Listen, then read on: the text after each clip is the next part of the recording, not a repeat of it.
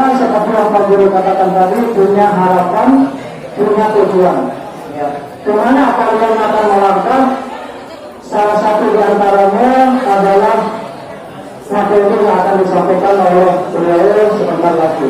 Oleh sebab itu, sekali lagi, tolong didengarkan dengan baik dan seksama. Baik, mengawali pertemuan kita pada pagi hari ini, kita buka dengan sama-sama melafazkan basmalah. Bismillahirrahmanirrahim. Assalamualaikum warahmatullahi wabarakatuh.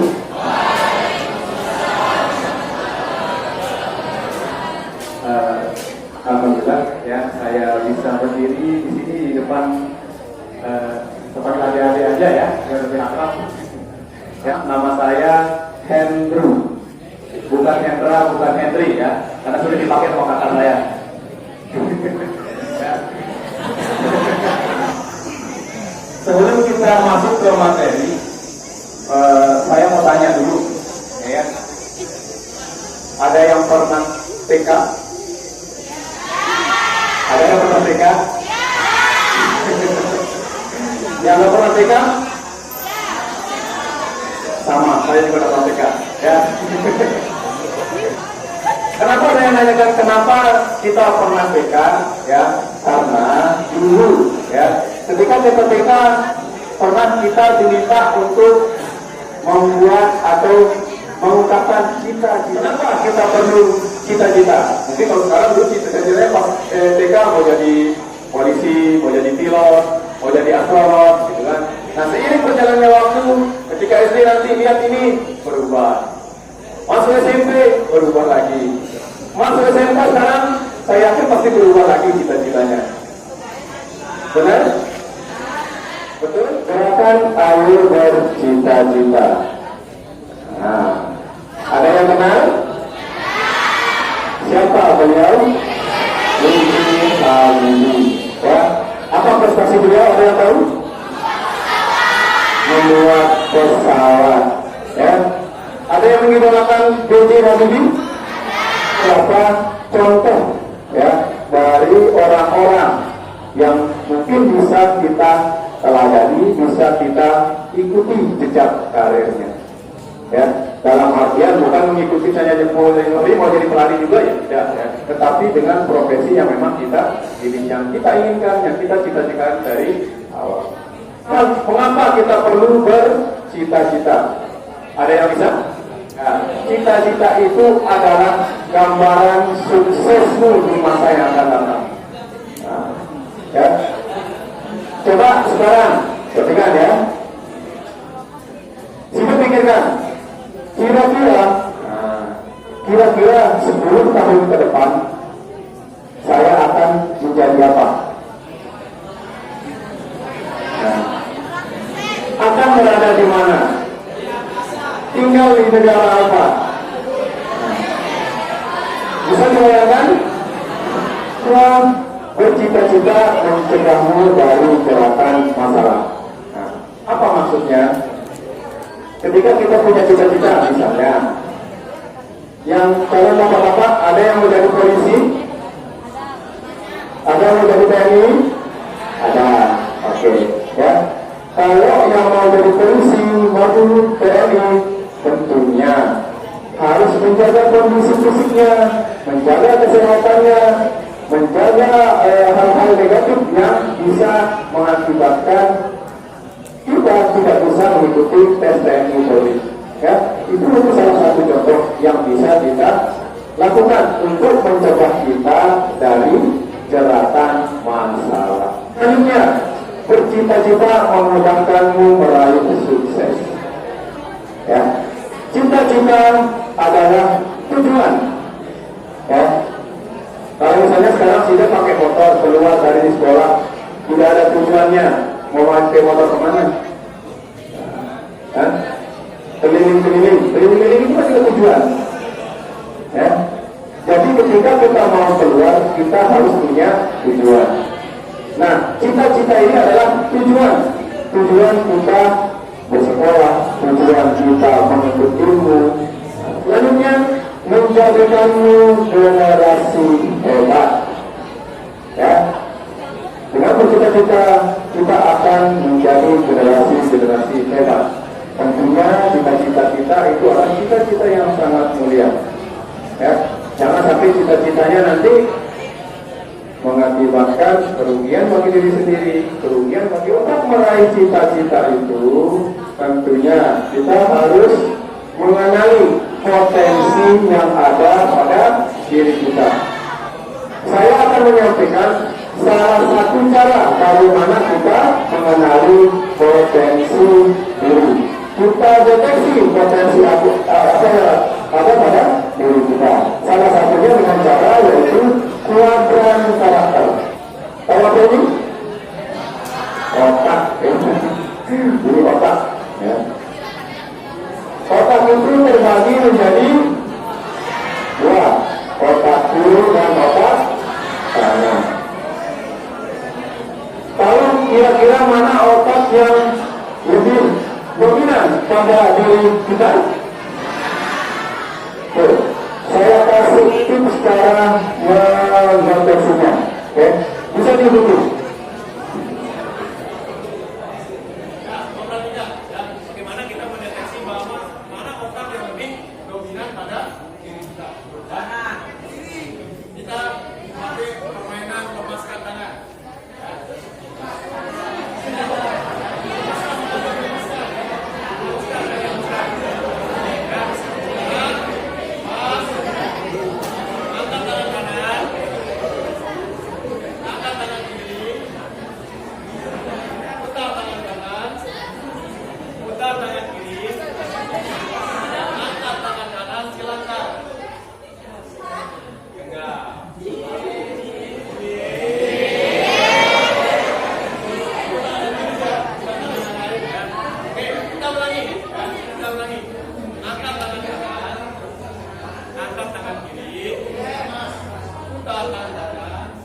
Putar tangan kiri, angkat tangan kanan, silangkan. Nah, ya. Nah, sekarang coba luruskan ibu jarinya. Nah, sekarang coba perhatikan, usahakan ibu jari itu sejajar, ya. Bisa, bisa.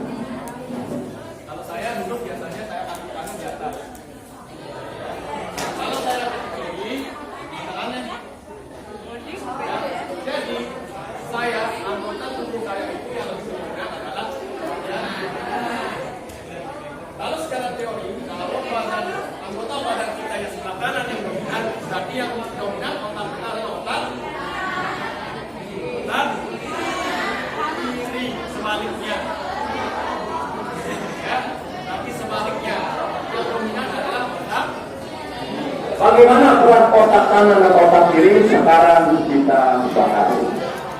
Ya, otak kiri cenderung orangnya tertib, setuju. Otak kanan cenderung orangnya easy going, santai, slow. Ya, saya otak kanan yang lawannya otak kanan. Ya. Selanjutnya, otak kiri cenderung logika, logis berpikirnya. Kalau yang otak kanan kreatif. Nah, biasanya orang yang sakti seperti itu orangnya biasanya kreatif. Ya, para bahasa ngomongnya lebih akal deh. Ya. Oke, nah selanjutnya otak kiri itu mandiri, dominan ya, dominan mandiri, biasanya mandiri. Otak kanan gaul, biasanya apa? Yang cowok-cowok ini banyak ya. Oke, ya. Nah, selanjutnya ya, kalau di istilah biologinya kita ada otak besar yang suportif dan otak kecil yang proaktif. Ya. Nah, ini pembagiannya. Jadi sekarang yang tadi kita bagi dua, sekarang sebagian otak itu kita bagi menjadi 4. Ada otak kanan depan atau otak besar ya, yang otak kiri depan. Yang otak kiri depan kita kasih warna hijau. Yang otak kanan depan kita kasih warna biru. Yang otak kiri belakang kita kasih warna kuning, dan satu lagi kita kasih warna merah. Ya, sekarang bagaimana pembagiannya? Ya, kira-kira kamu tipe yang mana? Kalau yang hijau biasanya announcer, tertib. Nah, ini biasanya calon-calon pemimpin. Ya, calon-calon pemimpin. Kalau biru cenderung supporter, damai. Nah ini maaf ya, ini biasanya orang-orang yang udah ditipu ini. Ya, kalau diajak main, ayo kita main, nggak perlu mikir-mikir, ayo kita pergi ke sini, ikut. Nah, biasanya orang yang seperti itu ya, ada yang biru. Nah kalau yang kuning, kontroler, teguh. Nah ini juga salah satu sifat atau ciri-ciri dari pemimpin. Jadi biasanya orang-orangnya yang kontroler ini biasanya memegang peranan dalam suatu komunitas atau kelompok atau di kelas gitu ya. Nah yang terakhir, merah, promotor kreatif yang biasa ribut-ribut dalam kelas, yang ngajak temannya hiburan. Nah ini dari orangnya ya, merah. Ada di sini? Ada? Ada yang biasa suka ngajak temannya ribut dalam kelas buat hiburan begitu? Nah, ini dia ya, yang merah ini, yang merah itu yang keroknya ya. Oke. Nah, ya, itu intinya ya. Yang juga analizer, mikir, atau biasa kita sebut dengan kemampuan IQ, intelektualnya ya. Jadi intelektualnya lebih tinggi biasanya. Kalau yang biru, supporter, terus yang baik-baik, SQ, dia spiritualnya yang bagus ya, spiritual, kultural. Nah, kalau yang kuning, dia controller, teguh, IQ, fisikal atau mental. Nah ini biasanya orang-orang yang ini ya, yang jurusan IPA, yang jurusan teknik ini biasanya ya. Nah kalau yang merah promotor, meriah, EQ, ya emosionalnya yang bagus ya, emosi sosialnya yang bagus. Jadi biasanya yang menjadi penghibur di kelas, penghibur di dalam kelompok, yang buat teman-temannya membuat suasana di komunitas itu menjadi meriah. Dan biasanya ini ya, yang merah. Nah ini juga yang caranya landasan dari yang terhubung, rasional, detail, rapi, teratur, taat, aturan. Ada yang seperti itu, ada yang hijau di sini. Ada ya, iya ada. Yang biru, ada yang merasa biru, yang cenderung ikut-ikut aja. Ya, jadi ngikut-ngikut aja apa yang dia katakan teman, yang diajak teman, ayo ikut dah. Nanti masa belakang nanti kita pikirkan. Ya. Terus yang kuning, ada yang merasa kuning, biasanya calon-calon pemimpin yang ya, calon pemimpin ini ya. Yang merah, biasanya banyak yang merah ini. Ya, yang merah, yang cenderung bukan duduk. Ya, supporter. Ya, nah jadi silakan nilai diri sendiri berdasarkan kuadran karakter ini seperti apa saya. Ya, apakah saya hijau, apakah saya merah, apakah saya biru, atau apakah saya kuning. Ya, silakan dideteksi. Kira-kira saya seperti apa? Ya, kira-kira saya seperti apa? Saya cocok yang mana? Saya masuknya kelompok yang mana? Itu adalah salah satu cara kita mendeteksi potensi pada diri kita. Apa warnamu? Ya, sudah bisa dideteksi kira-kira? Sudah ada? Sudah ada gambaran? Ya? Oke. Ya, ini contoh-contoh profesi yang bisa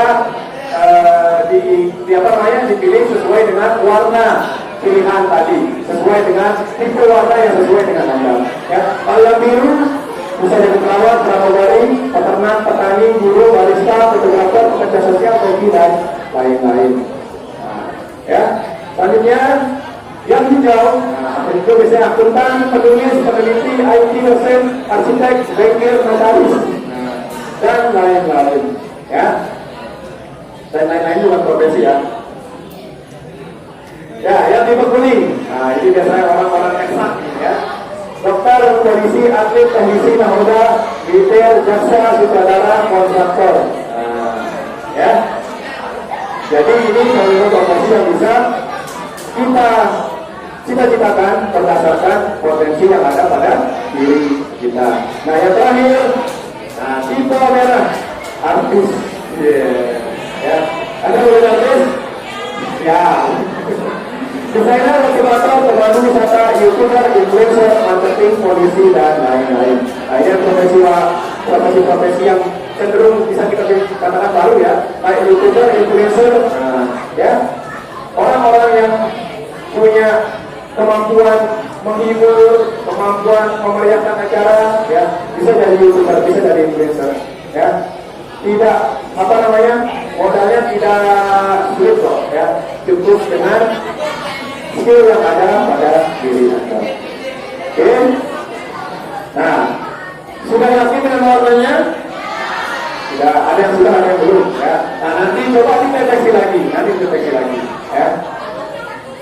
Nah, faktanya, kamu pasti memiliki bagian otak yang lengkap. Ya kan? Jadi mungkin pertanyaannya, ya, kalau saya cenderung biru, apakah saya tidak bisa memiliki profesi yang ada di warna lain? Kenapa tidak? Bisa-bisa saja, ya. Tetapi kan tadi saya bilang yang dominan, bukan berarti sifat-sifat yang lain, potensi-potensi yang lain itu hilang pada diri Anda. Bukan, tetap ada. Karena seperti yang dikatakan tadi, kita memiliki otak yang lengkap. Kita memiliki kemampuan otak kiri, otak kanan, otak belakang itu lengkap semuanya. Cuman mungkin yang dominan adalah sesuai dengan karakter kita tadi. Nah, bagaimana caranya untuk bisa, misalnya ke profesi yang tidak sesuai dengan warna kita, bisa. Tinggal kita menguatkan mana ya karakter yang ingin kita perbuat, potensi mana yang akan kita perbuat. Misalnya, Sido kan cenderung misalnya hijau, tetapi saya mau jadi polisi. Ya, polisi tentunya tadi harus warna kuning. Ya, bagaimana kita memperkuat warna kuning? Silakan cari caranya. Bagaimana saya memperkuat warna kuning saya, memperkuat kontrol saya, memperkuat keteguhan saya. Nah, ya. Supaya saya menjadi orang yang bersifat positif, bagaimana caranya? Ya, bisa dengan cara ikuti organisasi, untuk belajar berbicara, belajar memimpin. Ya, itu yang kita perkuat. Ya, nah, bagaimana juga sebaliknya? Misalnya ada yang biru, yang kuning, yang biasanya agak pedas, teguh, gitu kan? Tapi saya mau jadi orang yang santai, damai, yang sporting seperti hijau. Silakan, ya. bisa diperkuat dengan mungkin jalan-jalan, mungkin dengan berwisata ke alam, ya, untuk merefresh otak, untuk memberikan kedamaian pada diri kita. Silakan, ya, banyak cara, ya, banyak cara untuk kita memperkuat warna yang mungkin cenderung tidak dominan pada diri kita. Oke, bisa? Bisa ya? Nah, apa hubungan kuadran karakter dengan cita-cita yang sampaikan tadi? Ya, kuadran karakter adalah salah satu cara untuk mengenali potensi dalam menentukan cita-cita. Ya, nah, seperti tadi, kalau kita sudah menemukan potensi kita, jadi cita-cita kita bisa kita sesuaikan dengan kemampuan, bakat, minat, potensi yang ada pada diri kita, supaya kita tidak mencari cita-cita yang di luar kemampuan kita. Ya, kalau misalnya cita-citanya menjadi dokter, tentunya apa yang diperkuat. Kalau memang sudah tidak mampu, silakan bisa cari cita-cita yang lain. Oke, ya coba contoh. Nah, ini seperti yang saya bilang tadi, bagaimana untuk sukses di masa depan? Bayangkan 10, 15 tahun, 20 tahun ke depan, saya akan ada di mana? Akan menjadi apa? Ya, tinggal di mana? Punya usaha apa? Ya, itu adalah cita-cita. Kita kira-kira ke depan itu saya akan jadi apa? Kalau saya punya usaha saya apa? Kalau saya bekerja di mana? Ya, jadi dibayangkan aja dulu dari sekarang. Itu akan menjadi motivasi, pelecut semangat kita untuk tetap terus belajar dan menuntut ilmu. Ya, kalau sudah kita belajar untuk ilmu, pasti kita akan berkarya, ya, membuat produk-produk, kemampuan yang bisa kita wujudkan nanti di masa depan. Oke, nah, jadi itu, ya. Nah, sebenarnya saya tambahkan sedikit. Sebenarnya untuk GAB ini ada kegiatannya, ya, ada kegiatannya yang bisa kalian lakukan. Tapi karena waktunya ini terbatas, jadi saya sampaikan poin-poinnya saja. Ya. Salah satu caranya nanti kalian bisa membuat buku cita-cita. Ya. Mungkin kita kembali ke masa kecil tidak apa-apa, tidak masalah. Ya. Nanti kita gambarkan, membuat gambar. Tidak mesti bagus, ya. Tidak mesti bagus. Yang penting menggambarkan. Kira-kira dalam 10 atau 12 tahun ke depan, 15 tahun ke depan, 20 tahun ke depan, inilah gambaran kehidupan saya. Dibuat gambarannya. Ya. Setelah dibuat gambarannya, nanti ditulis di bawahnya. Cara meraihnya bagaimana? Ya. Cara meraihnya bagaimana? Mulai dari titik Anda berada sekarang. Yang kelas 10, yang kelas 11, yang kelas 12, saya sedang berada di kelas 12. Kelas ini saya akan berbuat apa? Saya mau ngapain? Saya mau kemana? Saya untuk ibu kemana? Saya mau bekerja di mana? Silakan dipikirkan, dibayangkan dari sekarang, ya, supaya nanti ketika sudah lulus tidak kelewatan, tidak bingung, ya. Ketika ada selesai terima ijazah, baru bingung, saya mau ngapain? Ya, jadi dari sekarang silakan dipikirkan, dibayangkan, sudah mau jadi apa? Sudah mau usaha apa? Saya mau kerja apa? Ya, nah, ada sedikit mungkin sama makan aja.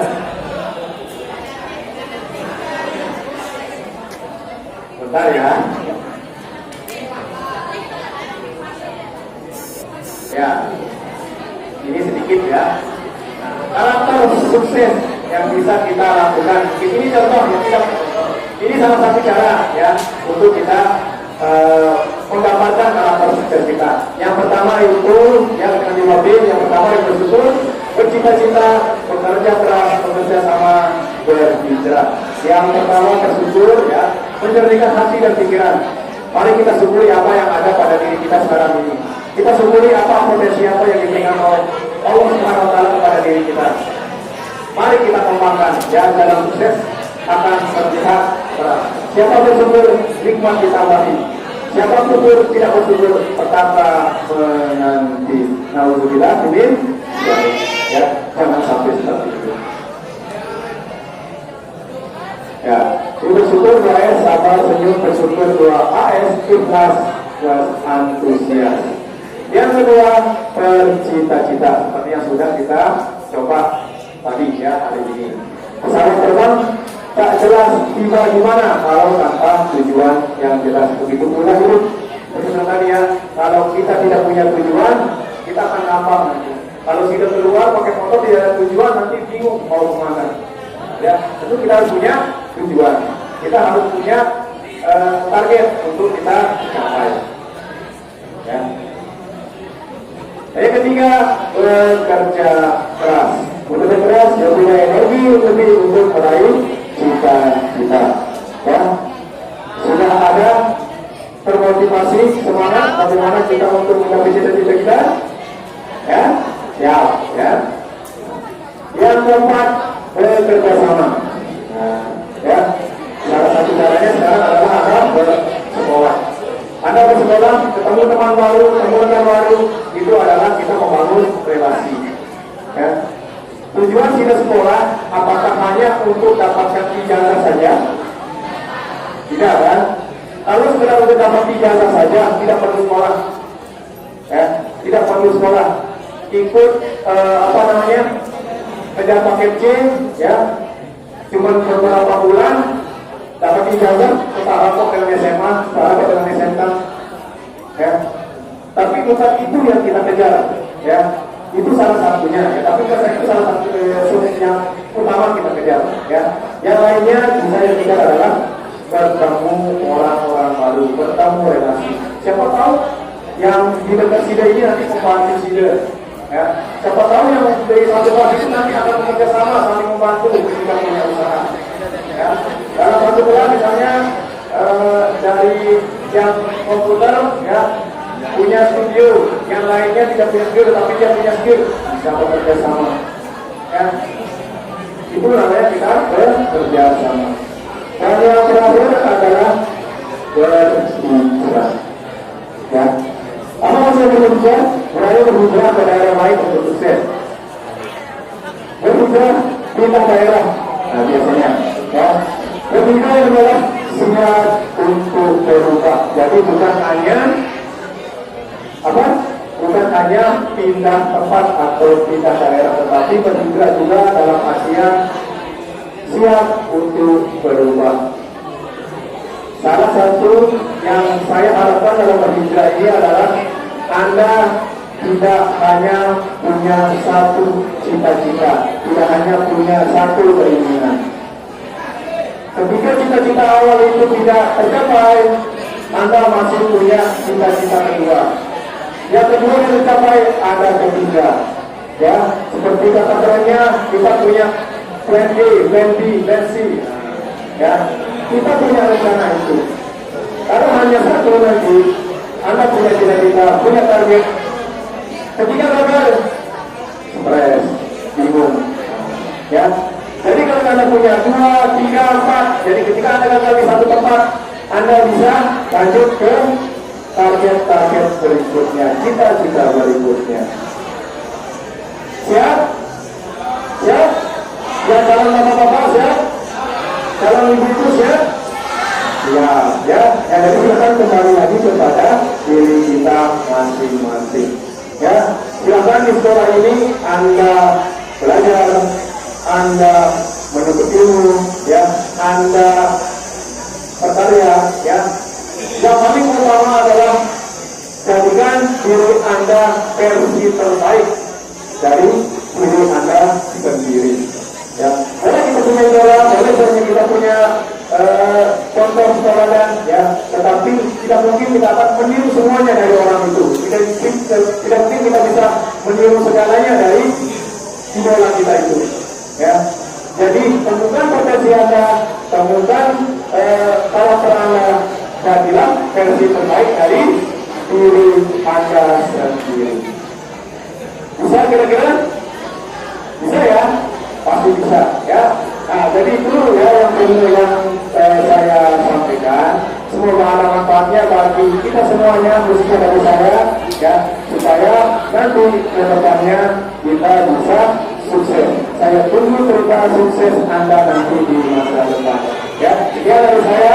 Assalamualaikum warahmatullahi wabarakatuh.